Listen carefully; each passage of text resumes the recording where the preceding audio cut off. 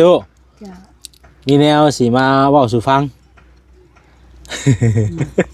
สาธุ อันมื้อนั้นน่ะเป็นตู้บอกเลขเอียนไอ้ตู้ฮู้อยู่ว่าวันออกเลขหยัง จังมันออกเลยยังบ่จักเลย ให้ก็ออกเลขเอียนดีๆไปตู้เอ้ยทางลูกก็ซื้อเลขถึกแต่บ่ได้เงิน ซื้อเลขถึกแต่บ่ได้เงินเลยไปตู้อ๋อสั่งเป็นแท้อันนี้ว่ะบอกตรงคักตรงแน่ดิโลอันนี้ว่ะมันตู้ว่าเลขเอียนมันก็ออกเลขเอียนดีๆได้สิเปิดให้ฟังเลยไปตู้นี่เด้อพี่น้องเอ้ยมื้อนั้นน่ะเนาะอันนี้คือคลิปแต่มื้อนั้น เกือบบ่แสนลืมเว้าเลยนี่พี่น้องเอ้ยเนาะว่าสิเว้าอยู่ไปตู้แล้วฟังอยู่ เบิ่งก่อนเด้อสิเปิดได้อยู่บ่น้อนี่เนาะโอ้เปิดบ่ได้เลยพี่น้องมีสัญญาณชับไม่ตัวเอ้ยมีสัญญาณชับ ไล่เถื่อเลยได้อันคน เออ ไล่เถื่อแล้วบอกกันซื้อบ่เบิดม่วนน่ะบ่ได้เงินน่ะ โอ้พี่น้องเอ้ยเนาะ ซื้อเลข ตรงคักกันได้เป็นตู้เลขเอียนดีๆเลย ลูกชื่อน่ะ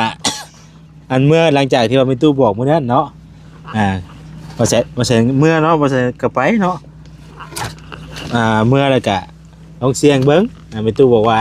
เลขเอียนสิออกเนาะเฮาก็ซื้อบ่ใช่ก็บ่ได้ซื้อหลายหรอกพี่น้องเอ้ยซื้อปองละ 2,000 กีบเลขซุ่มมันน่ะลงไปบอกอันแม่ค้าขายเลขว่าซุ่มเลขตัวนี้ให้ข่อยหน่อยเด้อบ่ใช่ซุ่มเลขมื้อนั้นน่ะคือซุ่มเลขเอียนเนาะเลขเอียนในบ้านเฮาสิเว้าเป็นนามตัวสัตว์เนาะเลขเอียนนี่คือ29เนาะ692969พี่น้องเอ้ยเฮาก็ลงไปให้เพิ่นซุ่มให้ซุ่มเลขสินะมันนี้เขาก็ซุ่มให้ทางท้ายมันน่ะ3ตัวน่ะถูกอยู่แต่ว่าทางหน้าบ่ถูกสินะก็เลยบ่ได้เงินบาดนี้ โอ้ยว่าพากันเว้ากันไว้น่ะถ้าว่าถือรางวัล6ตัวนี่สิมาเฮ็ดของน้าให้เป็นตู้ว่ะสิมาเฮ็ดของน้าให้เจ้าน้ำให้ว่ะ ก้อยมาหา บัดมื้อนี้ได้ทำเป็นตู้ มื้อนี้จัก พันยังมื้อนี้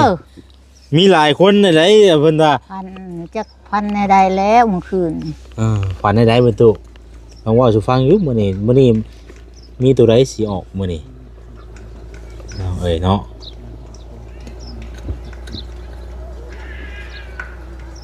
มันออกตัวใดมื้อนี้นะ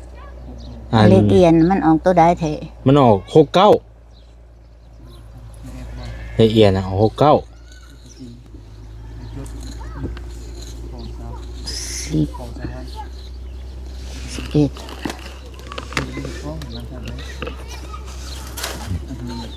เป็นตัวเลขเขียนนะบ่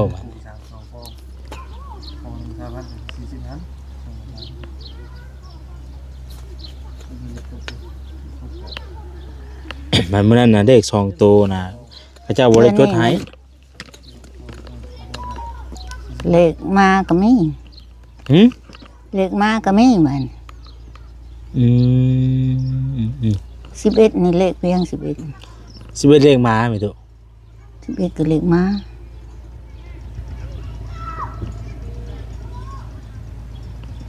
11เลขมา บ้านนี้10ตันก็มีมัน มื้อนี้บ่ อืม มี11แล้วก็10ตันเลขปลาขาวบ่ปลาน้อยเนาะ 12ก็มีมะก็มี มาก็มี10ตันก็มี มี10ตันกับวันว่ากับเลขม้ามื้อนี้เนาะบอกว่าตุ ถ้าเลขมา11นี่เลขมา 11เลขม้า 12เลขมา 12เลขม้า 10ตันนี่เลขหยัง โอ้มีอยู่3ปองเนาะ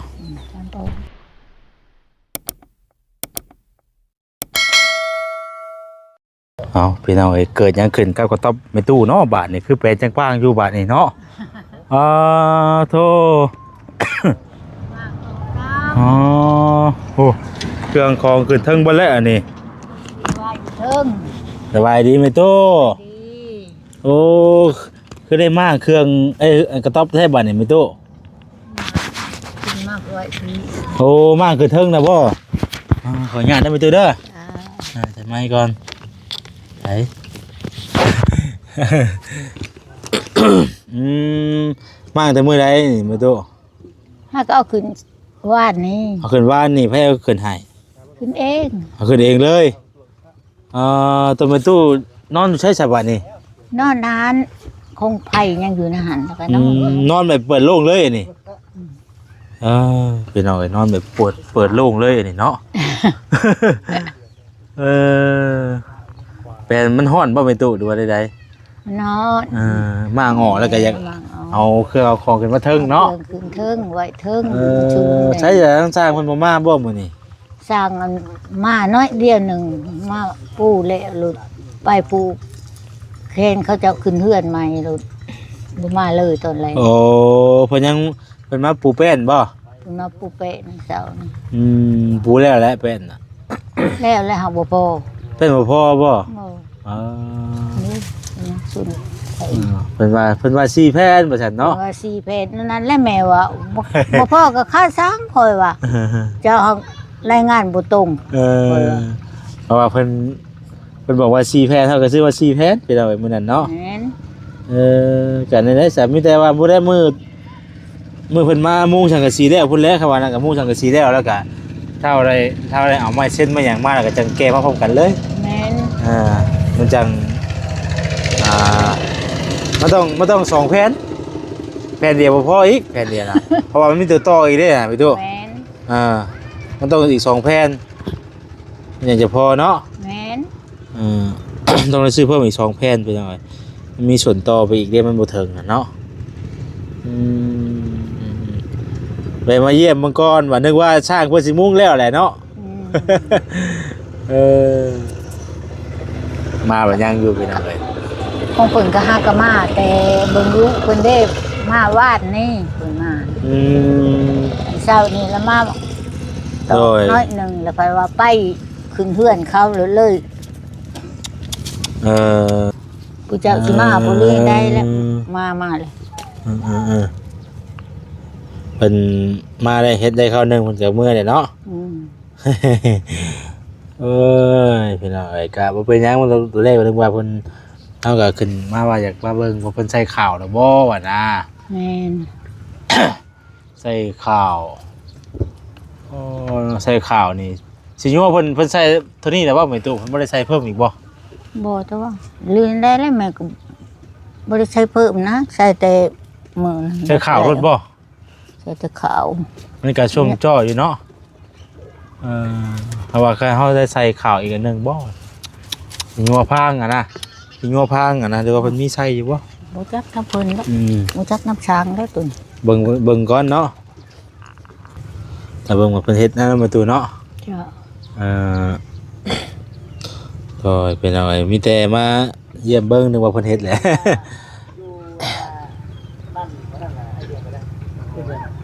บ่ได้ไผมาบ่มื้อนี้ตู้ บ่ มีเนาะ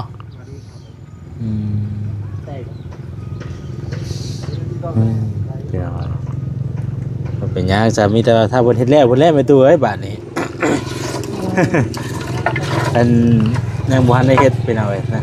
ว่าสิมาอัปเดตเบิ่งอยากเบิ่งตอนที่ว่าเพิ่นมุงอ่ะนะ ตอนแรกว่าสิมาเบิ่งตอนเพิ่นมุงว่า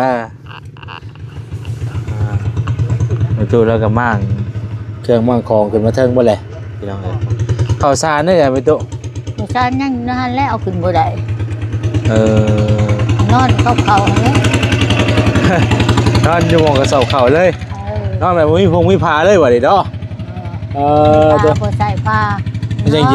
นอนยังเย็นเนาะ ผมผ้าแล้วก็นอน ขออนุญาตว่าไปตู้ บ่ เนาะเคยอยู่เลยเนาะไปตู้เนาะ อยู่แล้วก็บ่คิดได้ เคยอยู่เคยนอนแหละพี่น้องเอ้ยเนาะโล่งจังโปง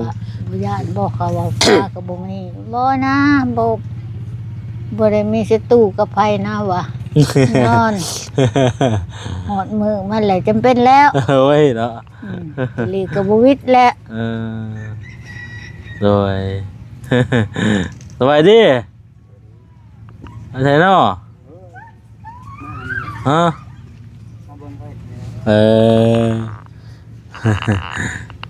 เบิ่งเพิ่นเฮ็ดเนาะ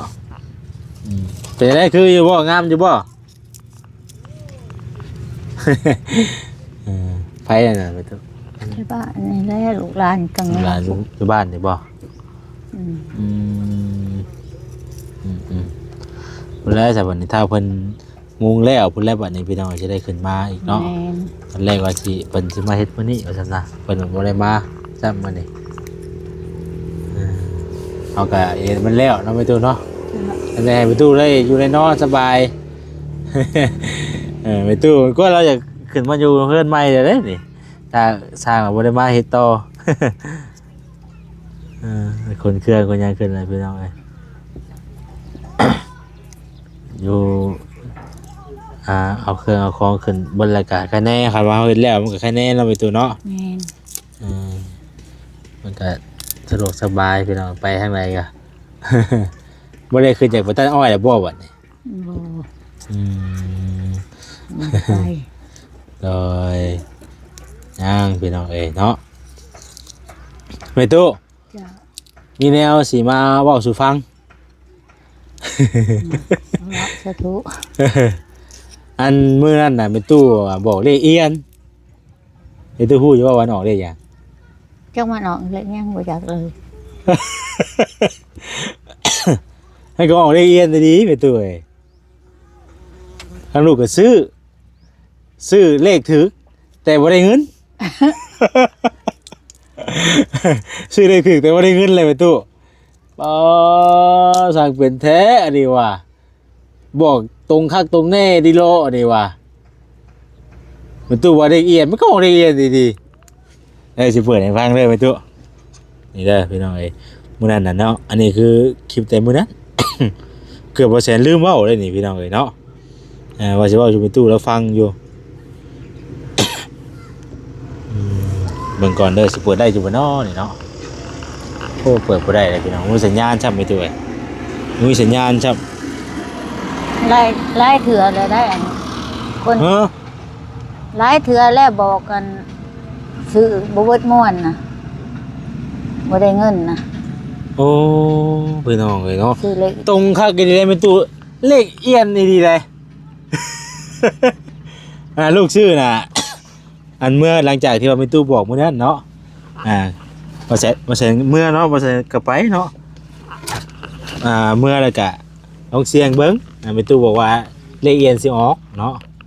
เฮาก็ซื้อบ่ใช่ก็บ่ได้ซื้อหลายหรอกพี่น้องเอ้ยซื้อปองละ 2,000 กีบเลขซุ่มมันน่ะลงไปบอกอันแม่ค้าขายเลขว่าซุ่มเลขตัวนี้ให้ข่อยหน่อยเด้อบ่ใช่ซุ่มเลขมื้อนั้นน่ะคือซุ่มเลขเอียนเนาะเลขเอียนในบ้านเฮาสิเว้าเป็นนามตัวสัตว์เนาะเลขเอียนนี่คือ29เนาะ692969พี่น้องเอ้ยเฮาก็ลงไปให้เพิ่นซุ่มให้ซุ่มเลขซี่นะมันนี่เขาก็ซุ่มให้ทางท้ายมันน่ะ3ตัวน่ะถูกอยู่แต่ว่าทางหน้าบ่ถูกซี่นะก็เลยบ่ได้เงินบาดนี้ โอ้ยว่าพากันเว้ากันไว้น่ะถ้าว่าถือรางวัล6ตัวนี่สิมาเฮ็ดของน้ำให้เป็นตู้ว่ะสิมาเฮ็ดของน้ำให้เจ้าน้ำให้ว่ะ ก้อยมาหักติบ พี่น้องเอ้ยเนาะจังว่าโอ้ยเนาะพากันไปขอพรถึกได้มีโชคมีลาภได้เด้อว่ะบัดเป็นตู้นั่งเว้าตรงๆบอกคักๆยังบ่ถูกอยู่ ใช่บอกตรงจำได้ดิว่ะ แต่อันควายนั่นก็คันเอาเป็นกระทึก ตะกี้น่ะบ่ วางอันพันเห็นควาย3ตัวเชือกเส้นเดียวดิ ส่วนหนึ เชื ง อกเส้น เนาะ เดียวนึงก็เป็น แสดงว่าเทื่อที่สอง มันก็เป็นหนึ่งเลยดิ เทื่อที่สองแล้วบ่นี่ ควาย ถึง 3ตัวผูกใส่เชือกเส้นเดียวเถื่อแต่บิดนั่นเด้มันก็ออก13เลข3นะ บัตรมื้อนี้ได้ทำไมตู้ มื้อนี้จัก ปันยังมื้อนี้ มีหลายคนไหนเพิ่นว่า พันในใดแล้วเมื่อคืน ฝันได้เพิ่นตู้ลองเว่าสู่ฟังอยู่มื้อนี้มีตัวใดสิออกมื้อนี้เอ้ยเนาะ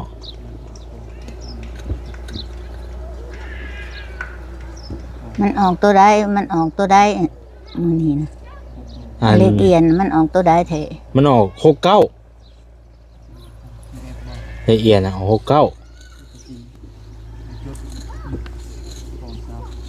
10 ของใช้ให้ 11 ของหลังจากนั้น ให้ไปตู้ได้เขียนนะบ่ 3 2ฟองของ3,040 นั้น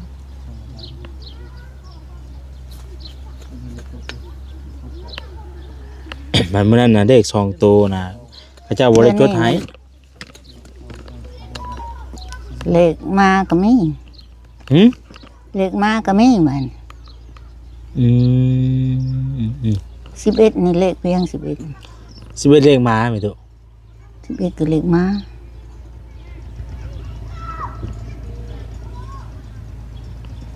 11เลขมา บ้านนี้10ตันก็มีมัน มื้อนี้บ่ อืม มี11แล้วก็10ตันเลขปลาขาวบ่ปลาน้อยเนาะ 12ก็มีมะก็มี เออ มะก็มี10ตันก็มี มี10ตันกับวันว่ากับเลขม้าหมื้นี้เนาะบอกไว้ตุ ถ้าเลขมา11นี่เลขมา 11เลขม้า 12เลขมา 12เลขม้า 10ตันนี่เลขหยัง โอ้ยมีอยู่3ปองเนาะ3ปองมีอยู่3ปอง มันจักมันสิตรงบ่ตรงได้หักแต่ตาม เอาเนาะมัน อย่า ก็ ว่ามันตรงเลยรุ่นก่อนหันรุ่นนี้มันบ่ตรงก็มี ได้ก็ฮะมันก็ต้องเป็นปัญหาเนาะไม่ตู้เนาะ อืม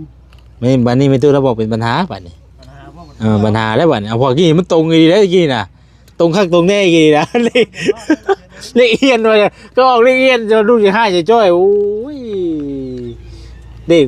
ออกเจือไม่ตู้เราก็บอก แนว เจื ฟัน อ หูมันมนๆ แต่ว่าด้วยบ่ได้เงิน มันก็ ไม่ บิด ตู้ ลงจังซี่ ลูกซื้อ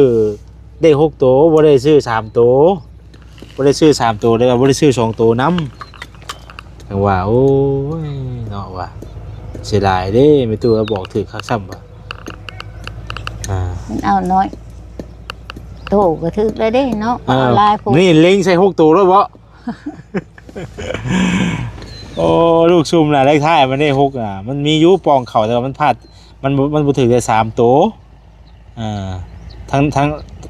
เลขท้ายทั้งหลัง3ตัวเราถึกอยู่แต่ว่าทั้งหน้าอีก3ตัวน่ะบ่ถึกสินะ เอาเบิ่งหนักนับ ดูก็บ่ได้ซื้อหลายดอกแต่ว่าซื้อ มาเรียกมานี่เบิดเท่านั้นแหละมันมันจะออกตัวใดเด้ ก็ ตามตัวซัด เราเบิ่งเนาะไปตู้เนาะ บางทีก็สิหายแล้วบ่แล้วก็ตัวเสียเงินลาย แล้วแต่สิตัดสินใจเอาเนาะไปตู้เนาะตัวใดก็เนาะ ได้เลย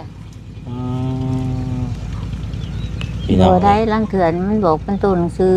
มันเขียนใส่กระดานมึงเป็นอยู่หนังสือว่ากูจะเขียนให้มึงเดิน อ่า มันเขียนใส่กระดาน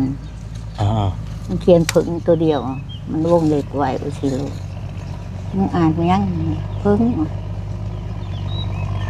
มันเช้ามาคอยบอกเข้าสู้ซื้อเด้อเล็กผึ่งเขาก็ถืออะไร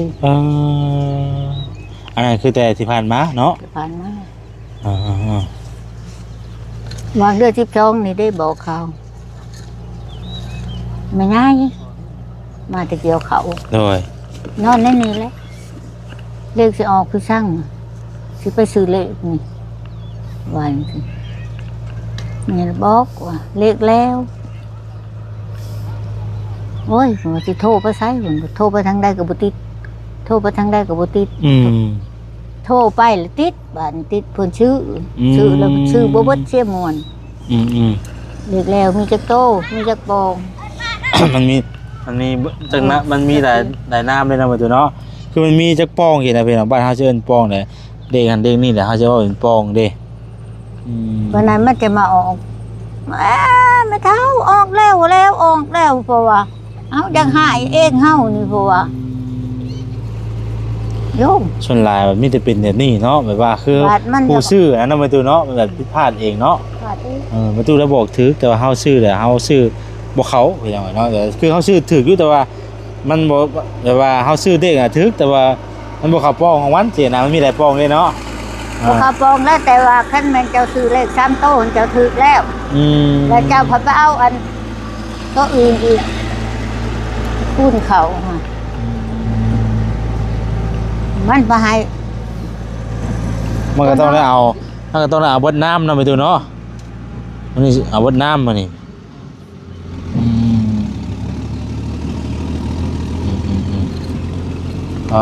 ตัวไปหน่อยจังหวะโอ้ยจังหวะกินอีกออกคักออกแน่ออกเลขแล้วตรงคักตรงแน่ไอ้โมเมน เลยเอียน ออกเลขเอียนโอ้ยเนาะว่ะคักแน่อาลีวันนี้ก็ได้ออกอีกวันนี้ก็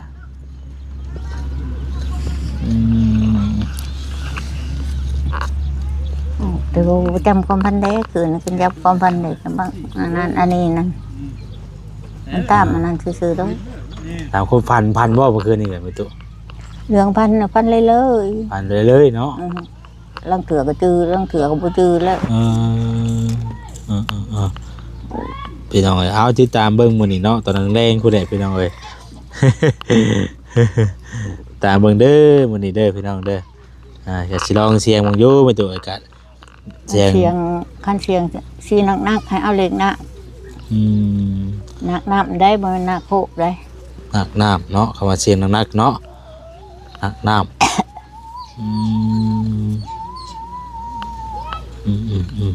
สิลองเบิ่งพี่น้องเอ้ยเนาะบางเทื่อมันเข่าโอ้ยเด็กๆ6ตัวนี่สิมาเฮ็ดของน้ำครับทางน้ำมันเป็นตู้ เด็กๆ6ตัวได้ ตัวเจ้าลูกนี่จ้ะ ฮะ จ้านี่จ้ะ ยังว่าแล้วเนาะกะลองเสียงเบิ่งมันก็ เพราะว่ามันเป็นเล็กหยอกเนี่ย ไป จักมันยอกยังแล้วบัดนี่เอาเบิ่งนักน้ำ น้ นักน้ำ